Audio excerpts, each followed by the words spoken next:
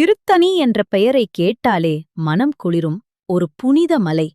ஓங்கி உயர்ந்த மலைகள், நறுமணம் கமழும் சோலைகள், புண்ணிய தீர்த்தங்கள் சூழ்ந்த அந்தத் தலம், காணும் கண்களையும் இணைக்கும் நெஞ்சங்களையும் மலர வைக்கும் தெய்வீக வளம் கொண்டதாக விளங்குகிறது.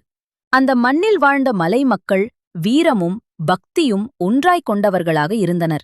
நான்முகன், திருமால், நாரதர், தேவேந்திரன், அகத்தியர் முதலியோர் வழிபட்டு பேறு பெற்றதால் திருத்தணி சிறப்புமிக்க புனித திருத்தலமாக திகழ்கிறது.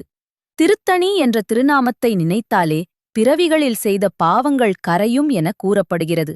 அசுரர்களுடன் போர் செய்து எழுந்த சினம் தணிந்து ஆறுமுகப் பெருமான் இம்மலையில் எழுந்தருளியதால் இந்த மலை சிறுத்தணி என்றும் போற்றப்பட்டது.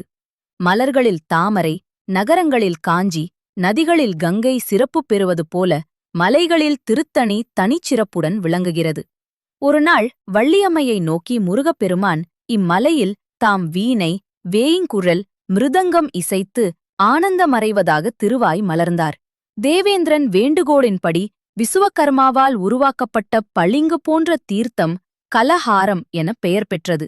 அந்த தீர்த்தத்தில் அபிஷேகம் செய்து இந்திரன் அரிய வரங்களை பெற்றான்.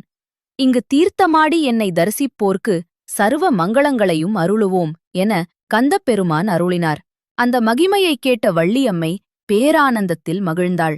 ஆனால் திருத்தணியில் சில காலம் எழுந்தருளிய முருகப்பெருமான் அடுத்து எந்த தெய்வீக லீலைக்கு புறப்பட்டார் என்பதே அடுத்த அத்தியாயம். மேலும் தெய்வீக கதைகளுக்காக டிவைன் புராணம் சேனலை சப்ஸ்கிரைப் செய்யுங்கள்.